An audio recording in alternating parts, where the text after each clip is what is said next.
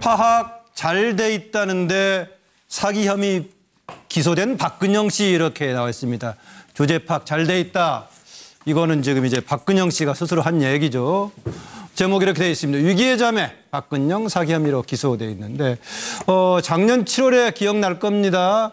이석수 장관 특별감찰관이 1호로 고발했던 거죠. 먼저 부각이 됐던 것은 우병우 당시에 민정수석 감찰 관련해서 언론에 부각되긴 했습니다만 1호로 박 전 대통령의 동생이죠. 박근영 씨를 사기 혐의로 검찰에 고발했던 사건인데 이게 이번에 기소가 된 거죠. 4월 28일 검찰에 출석했을 때는 무리비저 죄송합니다. 이때 언니라고 표현했나 모르겠어요. 가끔은 형님이라고 표현하던데 여기 인용은 보니까 언니가 얼마나 속상해할까 이런 얘기까지 했었는데요. 그 내용은 보자면 그렇습니다. 고발 조치를 냈고 기소가 된 내용은 납품 계약 도와주겠다 1억 챙겼다 해가지고 사기 및 변호사법 위반 혐의로 기소가 됐는데 당사자인 박근영 씨 검찰의 무리한 처분 안타깝다라고 얘기하면서 이것은 뭐 변호사법 누구 소개해 주겠다고 돈 받은 것이 아니라 빌렸다 갚았다라고 하고 있고 아무 관한 없는 내 주제를 알고 있는데 내가 그런 역할을 하려고 한 거냐라는 거고요. 박근영 씨의 남편인 신동욱 씨 아내는 정말 어렵고 검소하게 생활하고 있다. 아내는 시장 옷만 몇천 원짜리만 사 입는 사람이다. 이것 정말 박 전 대통령으로부터 심지어는 동생인 박근영 씨까지 멸족의 시작 아니냐 이렇게까지 비판을 하고 있습니다. 박근혜 전 대통령의 심정을 여기 이렇게 써놨네요. 박지만 씨 심정도 우리는 어떡하나 이런 심정을 써놨는데 지금 이제 주제 파악이 잘 됐다는 박근영 씨에 관한 얘기인데요. 정말 대가성 없다. 주제 파악 잘 돼 있다라고 말하는 박근영 씨의 뜻은 어떤 의미를 갖고 있는가 말풀이를 패널들에게 부탁합니다. 자료화면 보고 그동안 준비해 주시죠. 사장님, 그 특감 1호 대상으로 그 검찰 조사까지 받게 됐는데 좀 심정이 좀 어떠신지? 그동안에 저희 부모님을 참 존경하고 아껴주셨던 그 분들께 이렇게 무리를 빚는 모습을 보여드려서 죄송스럽게 생각합니다.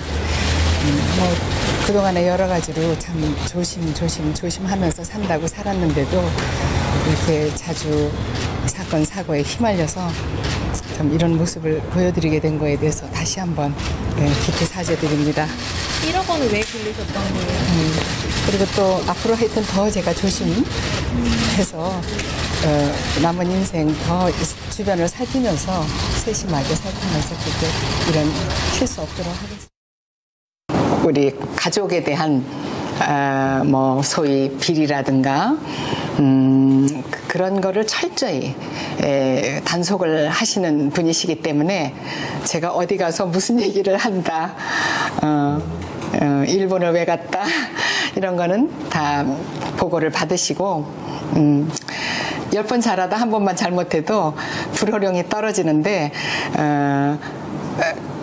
그동안에 뭐 여러 가지 제 활동에 대해서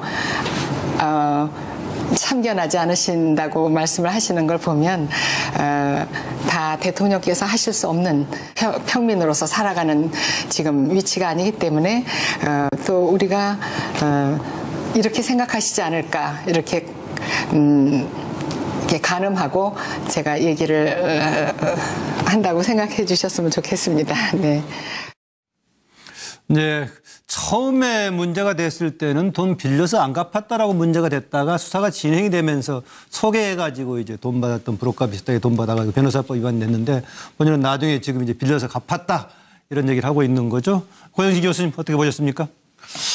우선 뭐 박근영 씨는 과거에는 뭐 대통령의 딸이었지만 지금 상황에서는 아무런 권력도 힘도 없는 사람 아닙니까? 네. 그러니까 내가 뭐 사기칠 주제도 못 되고 그럴 힘도 없다. 다만 워낙 궁하다 보니까 또 자기 그 따라다니는 뭐 광모신가요? 그 사람이 이제 구체적인 그런 실행은 없는 모양이에요. 네. 1억을 빌려서 박근영 씨를 통해서 뭐 이렇게 납품을 하도록 해주겠다 했기 때문에 본인도 어떻게 보면은 생활이 워낙 공공해서 했지만 참 아무런 힘도 없는 나로서는 나도 어떻게 보면 피해자다. 뭐 그런 말 아닌가 하는 생각도 들어요. 실제로 현실에서 보면 종종 옆에 사람들이 끼어가지고 그런 일이 좀 벌어지는 경우들도 좀 있죠. 뭐 이렇게 유명하다 이름 났다 하면은 또 사람들이 꼬여 가지고 그 사람을 또 이렇게 궁지에 몰고 그런 경우가 너무 많지 않습니까? 네, 변호사인 노영희 변호사는 어떻게 보세요? 저 사건은 박근혜 전 대통령이 대통령 시절에 있었던 사건이에요. 네.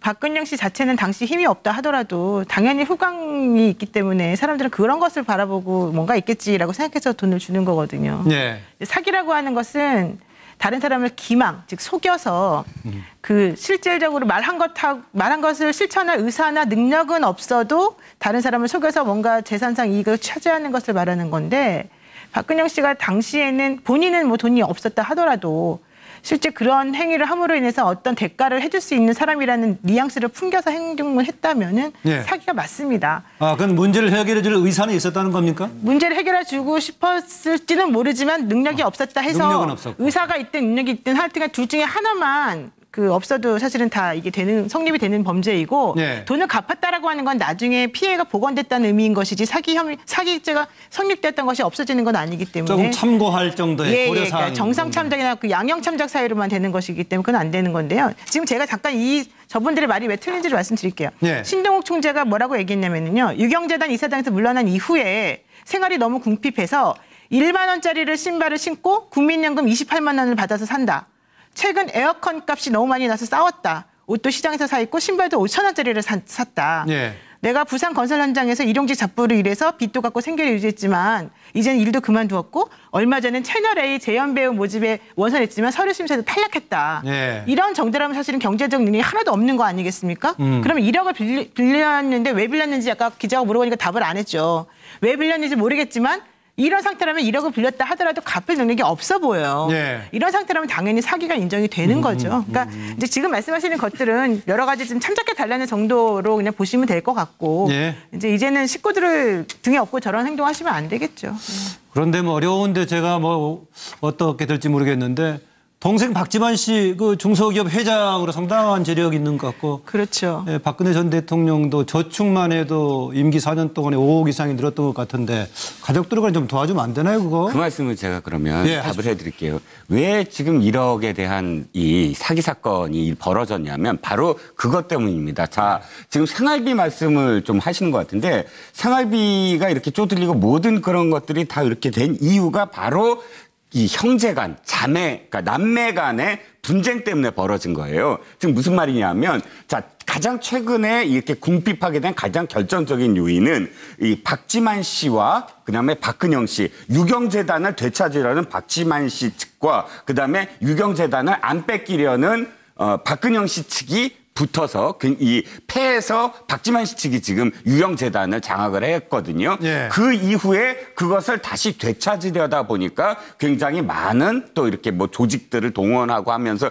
분쟁이 계속 일어나요. 그 분쟁들 속에서 벌어진 일들에 대한 송사가 계속 지금까지 이어지고 있거든요. 예. 즉 변호사비를 대기 위해서 돈이 굉장히 쪼들렸다라고 처음에 얘기를 해요. 그래서 결정적으로 너무 그것이 압박이 오니까 지금 1억이 필요했다라는 맨 처음에는 그렇게 얘기를 하거든요. 사실은 그게 조금 맞는 게 뭐냐면 지금 이게 2차 난매의 난이고 1차 난매의 난은 박근혜 씨 측과 박근영 씨 측이 싸워서 박근영 씨 측이 유경재단을 맨 처음에 네. 획득하는 과정, 그 과정도 사실은 분쟁이 굉장히 심했거든요. 그러니까 그때 1차 뭐 최태민 씨가 개입했냐는 그렇죠. 얘기 나왔던 그때부터 박근영 씨와 신동욱 씨가 지금 이야기한 게 그때부터 최순실 씨의 존재를 알았다는 거죠. 그러니까 1, 2차의 남매의 난으로 인해서 사실은 이 세 사람이 각기 원수지간이나 다름없다라고 사실 분석을 할 수밖에 없어요. 아, 협력을 기대하기는 어렵다. 네. 아, 특히 금전적인 차원에서 이재경 교수.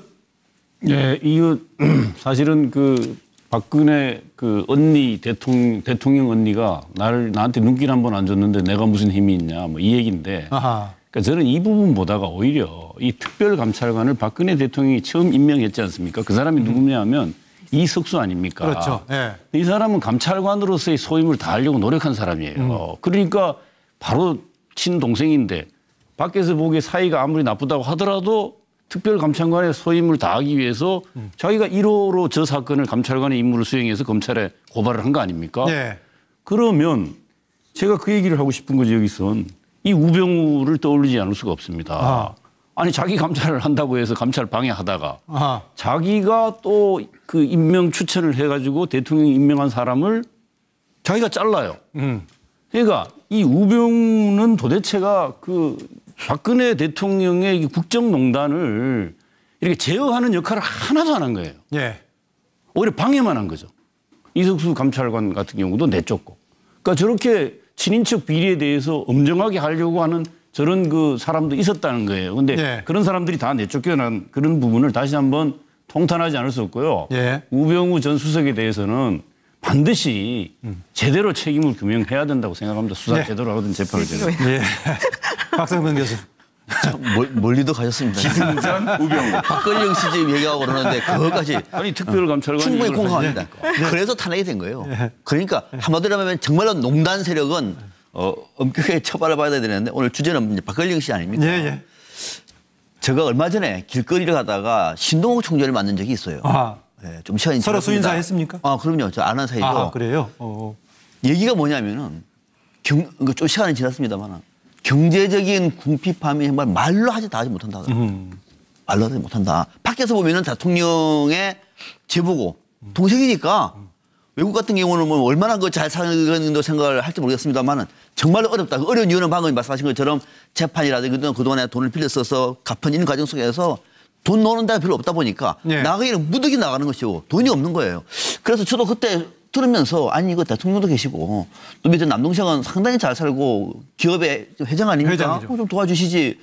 아무리 사이가 안 좋다고 하더라도 피는 물보다 진한데 이런 생각을 했습니다마는 아무튼 상당히 어렵다 그러고 그래서 아마 이 1억을 빌릴 때 이걸 그럼에도 불구하고 박근영 씨가 1억을 빌려서는 안 된다고 봐요. 2014년이거든요. 네. 바로 언니가 대통령이잖아요. 어떤 경우에도 문제가 되는 겁니다. 네. 본인이 능력이 없다고 하더라도 돈을 빌려주는 사람들은 뭔가 기대하고 돈 빌려주는 게 당연한 거죠.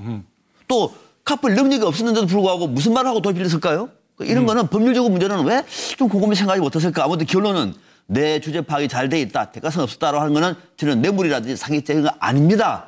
라고 하는 말을 할 뿐인데 법률적으로는 글쎄요. 한번 지켜볼 대목입니다. 예. 이런 상황에서 박진만 씨라든가 박근혜 전 대통령이 뭔가 서로의 해법을 왜 마련하지 못했을까? 과거에부터 앙숙이었고 몇 번에 걸쳐 네 분을 얘기를 하셨는데요. 관련 얘기를 조금 더 추가로 더 해보죠. 지금 아까 여기 신동욱 씨는 멸족의 시작이다 이런 표현까지 했었고 그다음에 박근영 씨는 형님께 죄송하다 이런 얘기 했는데 현재 구속 중인 박 전 대통령 어떤 생각일까? 또 박근영 부부 어떤 생각일까? 예. 이걸 추가로 조금 질문을 더 해보고요. 자리하면 보는 동안 준비해 주시죠. 그 사건 이후에 언론에 잘못 오도된 부분들이 박근영 이사장이 유경재단 경영을 하지 못해서 적자가 심지어 80억에서 150억까지 있다고 언론에서 보도하기 시작했습니다. 네. 그러니까 그거 전부 다 왜곡된 겁니다. 그 적자는 그 당시 박근혜 이사장과 최태민, 최순실 씨가 유경재단에 개입하고 난 그때 부채입니다. 그 부채를 박근영 씨가 고스란히 따는 것뿐입니다. 예. 집사람은 그걸 사기라고 생각하지는 않을 겁니다. 본인은 그렇게 생각하고 있으니까. 나도 그렇게 생각하고 있고. 박근영 총재는 사기라고 생각하지 않는다. 그 사람이 사기라고 생각하면서 사기 그걸 했겠어요? 얼마 전에 우리 500만 원 사건 하나 받은 거 있었죠? 그 사건의 시초도 내가 그때도 그 얘기했지만 재판장에서 그 사람은 본인이 그걸 다 껴안은 거예요. 그 세 사람이 연루된 사건 아닙니까? 나는 사기를 한 적이 없다 이거야. 예. 특별감찰반은 친인척 부정부패나 비리를 예방과 근절이 우선 아니었습니까? 처벌보다는. 그러면 그분들이 이 사건은 2014년 4월달 사건이 2년이 넘어서 2년 반이 지났습니다. 그 동안에 그럼 뭘 했죠? 만약에 그 특별감찰반의 감찰반 직원이 우리 집사람에게 단 한 사람이라도 밀착 마크를 해줬다면 아내에게 이런 일이 일어났을까요? 이러시면 오해 소지하면 안 됩니다라고 당연히 말렸거나 주변에서 접근하는 사람이 없었겠지요. 역대 정권에서는 나는 그 당시에 5천까지도 청와대 민정수석들이 붙는 거 봤습니다. 우리를 담당하는 사람이 있는지 없는지도 몰라요. 만나본 적도 없고. 네, 대통령이 동생까지 멸족시키려고 하는 거 아니냐라는 남편 신동욱 씨의 얘기인데요. 거기에다가 지금 이런 상황에서 대통령이었던 박근혜 전 대통령 구속까지 돼 있는 상황인데 지금 상황의 심정은 어떨까라는 얘기였습니다. 박상병 교수? 네. 아마 저는 이렇게 조금 해석을 조금 상상력을 동원해서 설명을 하겠습니다. 박근영 씨 부부, 신동욱 총재 부부는 좀 도와주세요. 라고 하는 생각을 하고 있는 거예요. 지금도 좀 도와달라. 패족, 멸족을 얘기하는 것은 위기다. 좀 도와달라. 우리 정말 절박하다. 라고 하는 속내를 노골적으로 저는 드러낸다고 봅니다. 예. 도와주세요. 이렇게 말하니까 박근혜 전 대통령은 누구요? 박근영 씨요. 누구요? 신동욱 총재. 누구시죠 그들이? 아마 이런 생각을 하고 있지 않을까. 아하. 형제 또 뭐 다른 쪽입니다만은 부녀지간, 모녀지간에도 요새 뭐 누구십니까? 이런 얘기 나오던데. 다행히도 박근혜 전 대통령 기억하는 게 별로 없어요. 아까도 우리 이종훈 국장이 자세히 설명을 했지만 1, 2차에 그래서 유경재단을 놓고 네. 정말 피나는 싸움을 했어요. 돈이 웬수구나 하는 말을 정말 실감할 정도로 네. 싸움을 해서 사실 지금 박근혜 대통령 전 대통령이요? 전 대통령 저 뭐 박근영 씨든 누구든 한 번도 만난 적이 없지 않습니까? 예. 청와대 들어가서 들어오라고 한 적도 없지만 또 삼성동으로 나왔을 때도 그렇죠. 탄핵을 받아서 나왔을 때도 찾아갔는데도 검찰에 구속되는 과정 갔는데도 뭐 일체 부른 적도 없고 뭐 박지만 씨가 잠깐 들어간 것은 있습니다만 특히 박근영 씨하고는 남이나 다름없어 너는 남이나 다름없어 이런 생각이고 우리가 세속적으로 이렇게 참 독하다 이런 표현을 쓰기도 한데요. 네, 그렇죠. 네. 저는 뭐 박근영 씨, 뭐 신동욱 씨는 좀 뭐 이런저런 좀 특이한 말씀을 많이 하던데요. 박근영 씨 입장에서 보면은 참 과거에 뭐 이 패족이라는 말이 있었지 않습니까? 노무현 대통령 물러난 뒤에 안희정 지금 충남지사가 그랬죠. 네. 우리는 이제 패족이 됐다. 근데 박근영 씨 입장에서 볼 때는 노무현 대통령은 죽음으로써 다시 부활하고 문재인 대통령이라는 새로운 대통령을 만들어냈지만 예. 박근영 씨 입장에서 이렇게 돌아가는 것을 볼 때 정말 우리는 패족이 됐구나. 앞으로 다시 아버지 때에는 물론이고 언니 두 대통령을 지냈는데도 불구하고 역사에서 오히려 사라지게 될 예. 역사의 평가가 완전히 지금까지 그나마 아버지에 대해서는 좋은 평가를 받았는데 아버지까지도 패족이 되는 거 아닌가 하는 예. 그런 생각을 할 것 같아요. 예. 박근혜 전 대통령이 대통령이 되겠다는 배경의 이유의 하나로 박정희 대통령의 나머지 부분을 풀어주겠다라고 했는데 오히려 탄핵까지 이렇게 당한 모습을 두고 박 전 대통령을 옹호했던 어떤 논평가는 오히려 박 전 대통령이 아버지 박정희 대통령을 깎아내린 거 아니냐 이런 평가를 하던데요. 네, 이종근 실장. 박근영 씨와 관련해서 이제 박 전 대통령이 너무 냉혹하다라는 그런 그 평들을 해주셨는데 저는 또 박 전 대통령 입장에서는 얼마나 사실은 또 기가 막혔을까 하는 그런 이해도 돼요. 예, 왜냐하면 이해되는 부분도 있다. 좀 전에 동영상이 어떤 동영상이냐면 니코니코라는 일본의 그 동영상 TV와 인터뷰를 해요. 박근혜 대통령이 대통령 시절에 박근영 씨가 동생인데 뭐라고 표현하냐면 그때 일본 천황에 대해서 호칭을 하면서 높임말을 하면서 사실은 이렇게 그 생각하는 것이 다 대통령 언니 대통령의 마음과 똑같을 것이다. 이렇게 해서 굉장히 그렇죠. 외교적으로도 그렇고 곤혹스럽게 논란이 만들었거든요. 됐죠. 예. 그것만 그랬습니까? 한나라당 시절에 박근혜 의원이 그 당시에 이제 그런 친박 학살이라는 그런 상황 속에서 MB 정부와 좀 이렇게 대척점에 섰을 때 그때 또 이명박 대통령이 하필이면 충북 옥천 충북의 선대위원장으로 또 임명을 해요. 박근영 씨를. 그러면 그렇게 아까 언니의 입장으로서는 생각한다면 사실 자기가 나서지 않았어야 될 상황이거든요. 이것만이 아니라 그때마다 사실 그 이 박 전 대통령을 곤혹스럽게 한 행보가 굉장히 많았거든요. 네. 그래서 저는 한쪽 면만 또 이렇게 그 냉혹스럽다라고 할 수는 없을 것 같다는 생각이 들고요. 네. 뭐 거의 뭐 이렇게 자매가 아니라 원수지간이나 다름없지 않았을까? 네. 뭐 이런 생각이 듭니다. 네, 이재경 교수. 네, 저는 뭐 또 한 발 더 나가 보려는데 그러니까 결국은 이제 너도 이제 재판 받게 됐냐 이런 마음이 들 거고 그 박근영 씨는 뭐 도움도 못 되고 이런 얘기일 거고 그 박근혜 전 대통령은 사실은 그 박근영, 박지만 이 두 사람을 아마 사실상 마음속에서 형제 자매로서 지운 것 같아요. 그간 행보를 보면. 그러나 박지만, 박근영 저 두 사람은 그래도 무슨 이유에서든지 간에 언니는 그래도 우리 그 혈육이야 이런 개념일 텐데 저는 이 결국은 사실은 조금 전에 그 이종근 실장은 그 80년대 이후 한참 지난 이후의 과정을 좀 설명하셨지만 저는 근본적인 원인은 역시 최순실이에요. 최순실과 그 일가의 그 한 가족 전체를 파멸로 몰아가는 40년 전부터 오히려 제끼고 끼어들었다는 평가도 그렇죠. 바로 있죠? 거기에서 내쫓고 저 서양이 옳게 그 변호사도 그 못하게 하게 되는 원인도 다 유경재단 분규 과정에도 좀 연루가 그건 다 되어 있다는 개입돼 얘기죠. 있고요. 지금 다 드러나 있지 않습니까? 지금 앞으로 더 많이 밝혀질 거라고 저는 봅니다. 은폐할 수 없기 때문에 지금 아마 드러난 부분은 빙산의 일각일 겁니다. 그 40년 사이에 벌어졌던 여러 가지 아마 국민들이 궁금해하는 부분이 속속 밝혀질 거라고 저는 보는데 결국은 이거 보면 최태민 최순실 일가가 이 박정희 그 대통령 일가에 개입을 해서 이렇게 파탄을 만든 그 부분을 떠올리지 않을 수가 없네요. 이 상황을. 예. 노영희 변호사. 저는 멸종의 시작이라는 말을 하는 것 자체가 정말 잘못된 사고방식을 단적으로 보여주는 예다라고 생각합니다. 멸종이라고 하는 게 무슨 뜻입니까? 한 가문이나 종족을 말살시켜서 없어지게 만든다는 뜻이잖아요. 누가 박근혜 전 대통령이나 박근영 씨나 박지만 씨 그 가족을 몰살시키고 막 멸종시키려고 하겠습니까? 전혀 그런 게 아님에도 불구하고 다른 사람 탓을 하면서 지금 뭔가 외적인 요인 때문에 자기네들이 이렇게 됐다라고 지금 주장하는 거거든요. 예. 근데 신동욱 총재 같은 경우도 솔직히 뭐 어떤 일이든지 간에 박근영 씨나 박근혜 전 대통령 일가에 관련한 여러 가지 일에 편승을 해서 본인이 뭔가 관심을 좀 끌려고 하는 여러 가지 태도를 취하고 있고 네. 박근영 씨도 마찬가지의 태도를 그동안 계속 취해왔기 때문에 지금 현재 이런 상황이 이루어진 것에 대해서는 본인들이 먼저 반성을 해야 되는 거죠. 마치 다른 사람들 때문에 이렇게 됐다는 것처럼 말하면 안 되는 거죠. 예. 게다가 이 분들의 사는 모습을 보면 결과적으로 가와만사성이다. 집안끼리 서로 형제들끼리 가족끼리 잘 해야 사람들이 다 잘 되는 것이다. 이런 걸 우리가 알 수 있고요. 네. 박근혜 전 대통령은 뭐 그러거나 말거나 내 알 바 아니다. 아무 생각이 없을 것 같은 지금 생각입니다. 네. 어쨌든 간에 뭐 가족적인 차원에서 봤을 때는 상당히 비극적인 상황이고 비극적인 관계네요. 예, 다음 주로 넘어갑니다.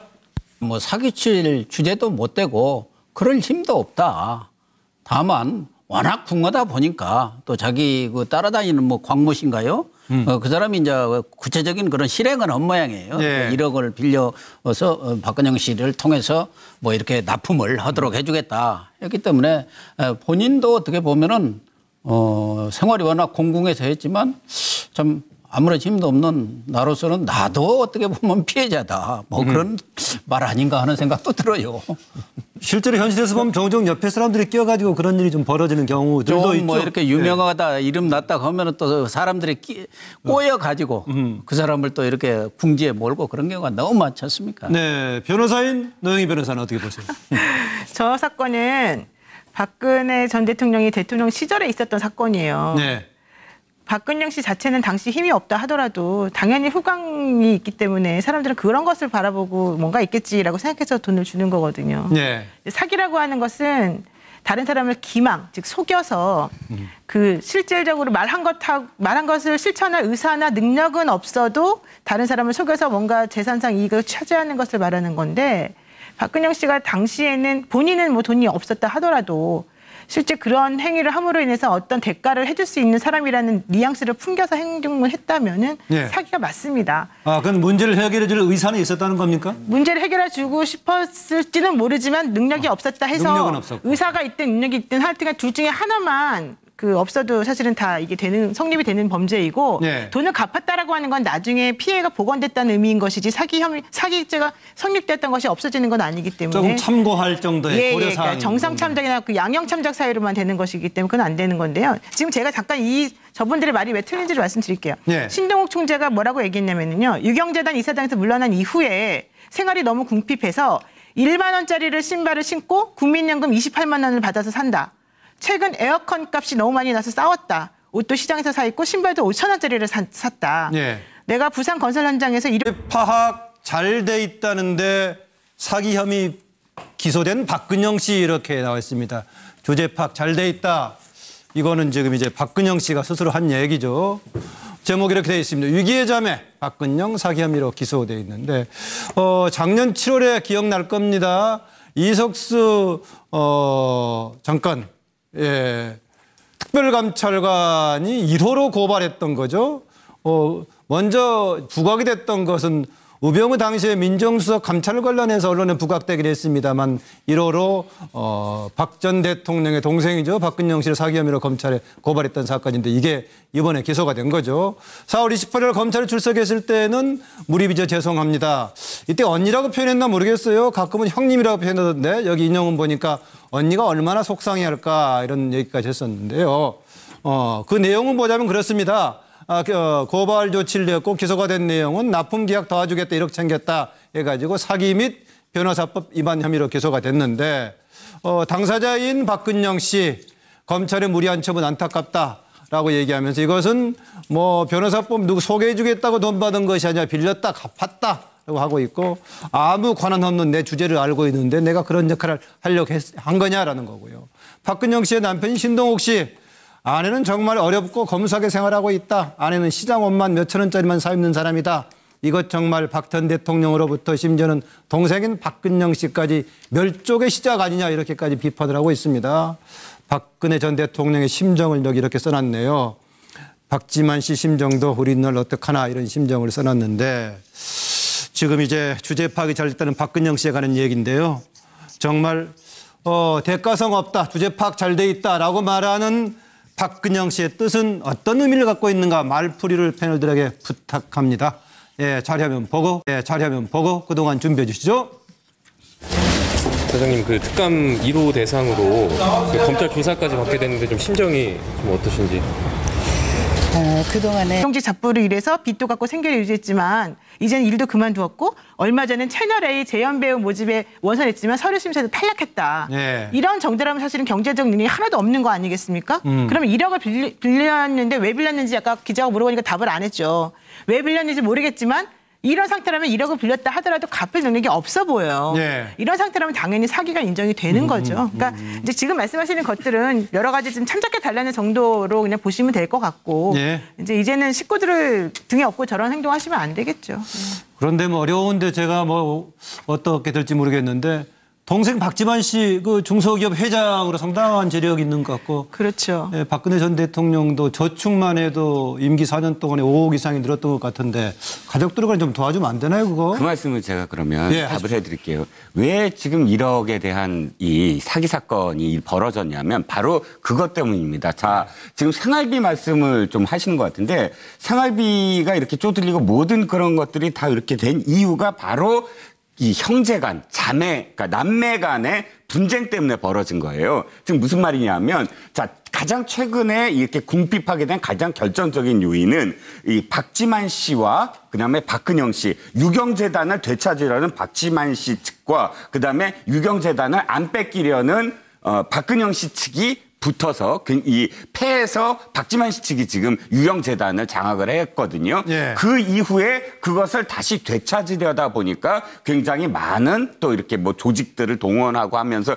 분쟁이 계속 일어나요. 그 분쟁들 속에서 벌어진 일들에 대한 송사가 계속 지금까지 이어지고 있거든요. 예. 즉 변호사비를 대기 위해서 돈이 굉장히 쪼들렸다라고 처음에 얘기를 해요. 그래서 결정적으로 너무 그것이 압박이 오니까 지금 1억이 필요했다라는 맨 처음에는 그렇게 얘기를 하거든요. 사실은 그게 조금 맞는 게 뭐냐면 지금 이게 2차 난매의 난이고 1차 난매의 난은 박근혜 씨 측과 박근영 씨 측이 싸워서 박근영 씨 측이 유경재단을 맨 처음에 네. 획득하는 과정, 그 과정도 사실은 분쟁이 굉장히 심했거든요. 그러니까 그때 1차 뭐 최태민 씨가 개입했냐는 그렇죠. 얘기 나왔던 그때부터 거죠? 박근영 씨와 신동욱 씨가 지금 이야기한 게 그때부터 최순실 씨의 존재를 알았다는 거죠. 그러니까 1, 2차의 난매의 난으로 인해서 사실은 이 세 사람이 각기 원수지간이나 다름없다라고 사실 분석을 할 수밖에 없어요. 아, 협력을 기대하기는 어렵다. 네.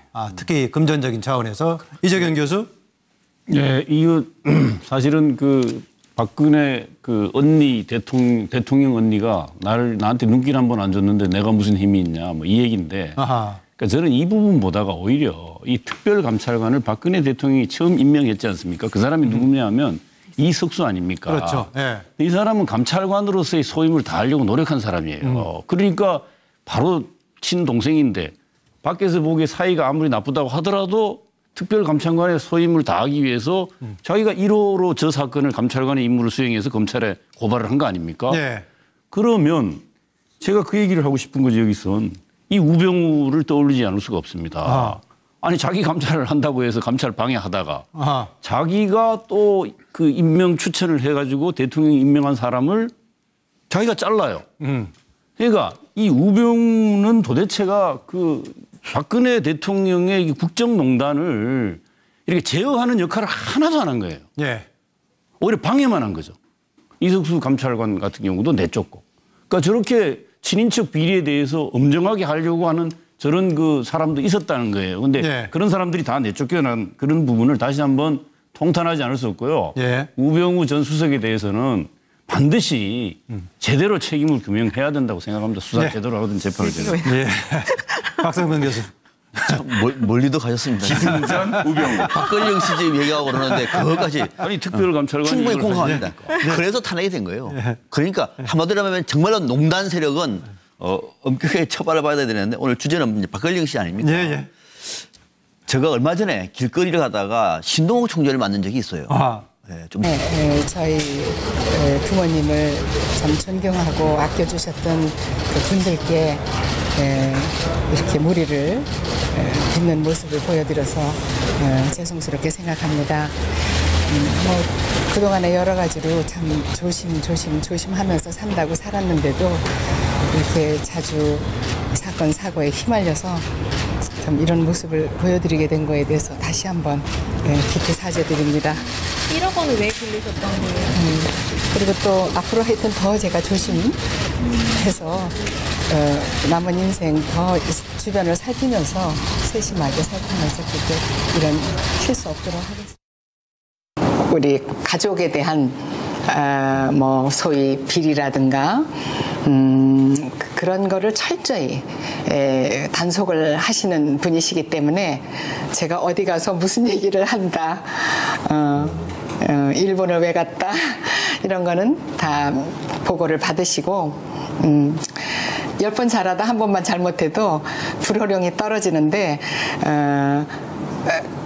그동안에 뭐 여러 가지 제 활동에 대해서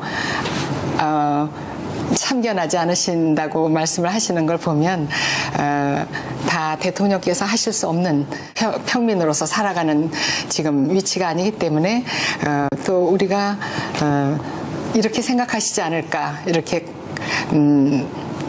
가늠하고 제가 얘기를 한다고 생각해 주셨으면 좋겠습니다. 네. 네. 처음에 문제가 됐을 때는 돈 빌려서 안 갚았다라고 문제가 됐다가 수사가 진행이 되면서 소개해가지고 이제 돈 받았던 브로커 비슷하게 돈 받아가지고 변호사법 위반됐는데 본인은 나중에 지금 이제 빌려서 갚았다 이런 얘기를 하고 있는 거죠. 고영식 교수님 어떻게 보셨습니까?